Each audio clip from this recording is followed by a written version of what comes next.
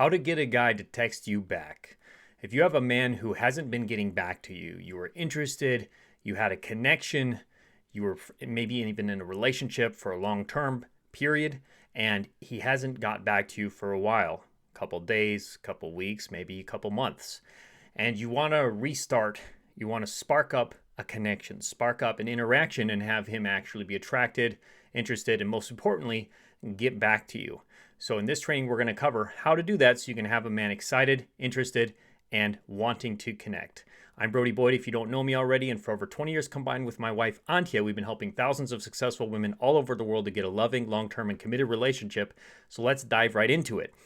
If you want to get a man to text you back, you want to start by creating some intrigue. You want to send him a simple, short message that will generate some intrigue, likely get him to want to know what the intrigue is about, and also in a way that's feminine, that's receptive, that shows him that you're not attacking him, holding any grudges, trying to control him, trying to lead him, trying to be in your masculine, but actually coming from a feminine place that is pulling him in, that's magnetizing him to you.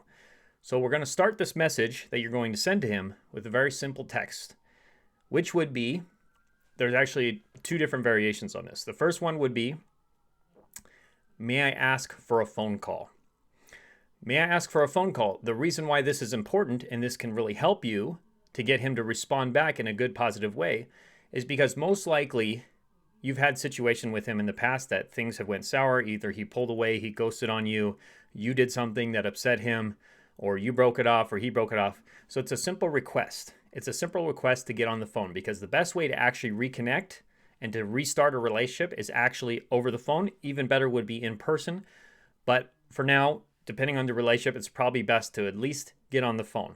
Now, here's the thing. You might be like, well, if I send him that, he's not going to want to get on the phone. He may not want to get on the phone. He may not even respond to the text. Part of coming from your feminine energy, because feminine energy is about the process, not about the outcome. So you want to enjoy and embrace the process and the journey of simply sharing and being in your feminine. Feminine energy is about being. Masculine energy is about doing. Feminine energy is about telling. Our feminine energy is about asking. Masculine energy is about telling. So you're simply asking, being vulnerable, which is feminine, opening up and opening the door for an interaction here. He may not say anything, or he might say, yes, let's hop on the phone, or he might say, good to hear from you. You have to be detached from the outcome, whatever he might say. You're doing this for yourself. You're doing this for practicing being vulnerably open in your feminine and opening the door, giving a request, putting it out there that he will likely respond to. Here's the thing, is it's also generating intrigue. The first thought that's going to pop into his mind is, I wonder what she wants to talk about. What does she want to talk on the phone for? What does she want to discuss? What's going on? It's generating questions, which is good. You're creating that intrigue open loop that he's going to want to close. Now, the other variation, if you feel like there's no way he's going to want to talk on the phone, and this is the other thing, you can start with this first question, may I ask for a phone call?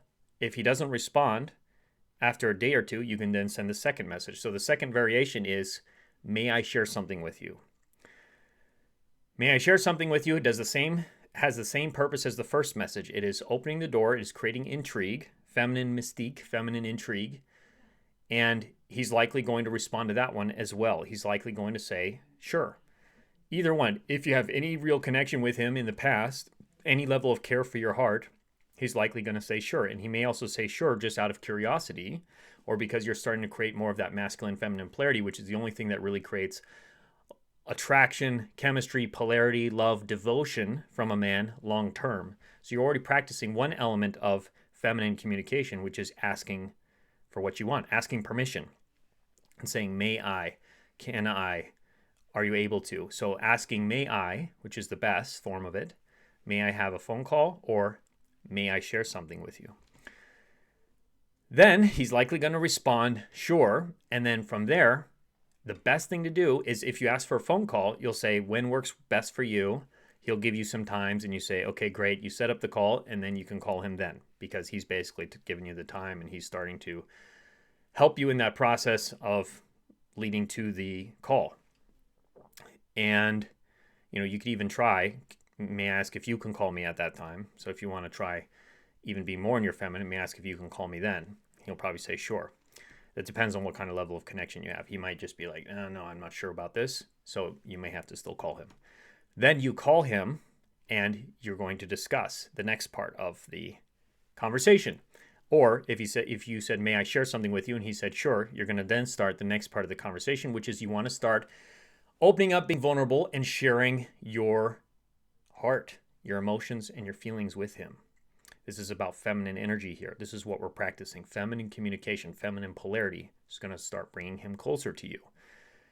And so feminine polarity, feminine openness is about sharing your feelings, and that's going to start creating the attraction, creating the polarity. So you're going to say, however you're feeling in that moment, I feel sad, or I feel anxious, or I feel hurt, or I feel grateful, or I feel angry. Usually anger is not the primary emotion, it's a secondary emotion. Usually there's a deeper emotion underneath it, like sadness or anxiety or fear. So you want to try to share the primary emotion with him. That's you practicing opening your heart. Again, this is going to be best if you can do it in person, on the phone, or via text. But if it's gotten to just being on the text, and on the phone you would say this, and if it's over text you would say the same thing. I feel sad. Then you wait for him to respond. You're waiting for him to lead now. You've shared and you've exposed your feminine, vulnerable, open heart. And he's going to then take the lead, most likely, to the next step. And he's going to ask you, why are you feeling sad? Or why are you feeling hurt? Or why are you feeling anxious? And then you're going to share with him the problem that you might be experiencing. Again, men love to solve problems. Men love to feel your emotions when they're done from a feminine, open, vulnerable place where you're not trying to tell him what to do or get him to do something or being attached to the outcome. Because again, throughout this process, you have to practice detaching from the outcome. You're doing this to practice your feminine energy. You're sharing, you're being open, you're being vulnerable, and you're not trying to get something from him. You're not trying to get him to do something, but you're doing it simply to share. And whatever happens, it's okay. Whatever happens, you have to just let it go. Let it go. And so then he's likely going to want to say, why are you feeling that way? And then you can share with him the problem, such as, we haven't spoken for several days now, several weeks now. And, I'm telling myself a story that you no longer want to stay connected, or there was something that I did wrong that pushed you away, or that I'm telling myself a story that you are, whatever happened, whatever the situation is, the situation happened, I feel bad about it. I'm telling myself a story that I ruined it, or I ruined the relationship, or that maybe you never wanted a relationship. Whatever the problem is, you try to be authentic with what the problem is, but you say it as a story that you're telling yourself, which is true. You're always telling yourself a story, and then you tell him what that is, and that it makes you feel sad, and you're not sure what to do. And you let him respond to that. Now he knows the problem. He knows what the story is. And he's likely going to want to help. Men love to solve problems. You've been feminine, you've been open, you've been vulnerable. He's starting to feel your heart, most likely. You've been very respectful by asking permission, showing you're a high-value woman who values herself, who believes she's worthy of having a man give her what she asks for, or to have a man solve a problem, or to have a man want to step up and want to pursue her.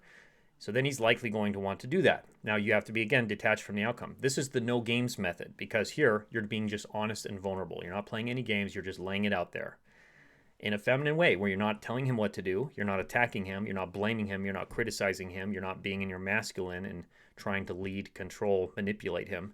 You're simply sharing, being vulnerable, open-hearted, which is the most magnetic thing you can do as a woman to attract a masculine man who wants to care and devote himself to you. Then he's likely going to respond however he responds. He's going to want to share his feelings, or he's going to want to try to solve the problem, and he's going to want to talk about it. And one thing you can also say is, you can say, may I have some help? Like, I don't know what to do. This is the problem. This is what happened. This is how I felt. This is the story I told myself. This is why I felt that emotion, and I don't know what to do. And then depending on how things go, you could also say, may I ask for some help? Men love to solve problems. Men love to help. Men love to provide. Men love to give, which is the masculine energy. Again, you're creating that masculine feminine polarity here. He's likely going to want to help. He's likely going to want to start to try to solve the issue. And he's going to be more attracted to you no matter what happens, as long as there's some level of care that was already there, or he's not an emotionally damaged, mentally damaged, narcissist, sociopath, or just a broken man. Then he's likely going to respond well. He's likely going to want to have a conversation with you, and who knows where that can lead. that could potentially, now you've shown him a different way of operating from your feminine, ideally having coaching support and us helping you in this process as well, because there's so many other things you can do beforehand, before this conversation, to get into your feminine energy, to practice this, to prepare yourself energetically that he's going to be desiring you and wanting to connect and have a better relationship, because you'll be coming from a healthier place at that point. Then he's likely going to respond well. You can have a connection. You can have a situation where he starts pursuing you. He starts asking you out. He wants to hang out. He wants to do things, or not. You have to be detached from the outcome. This goes for regardless of what you would send to him. You always want to practice detaching from the outcome, committing to the process, being in your feminine, being open, being vulnerable, and letting the cards fall where they may. So that is how you get a guy to text you back, and that's also how you get a guy to start pursuing you and loving you and wanting to devote himself to you. That's the first part of it. That's just a little tiny piece I gave you of feminine communication, feminine polarity, and what's possible for you. Now, if you'd really like to master this, make sure to take our free feminine polarity quiz to get a loving, long-term, and committed relationship with a man that you desire by clicking on the link in the comments or description below this training, or going to femininepolarity.com, femininepolarity.com.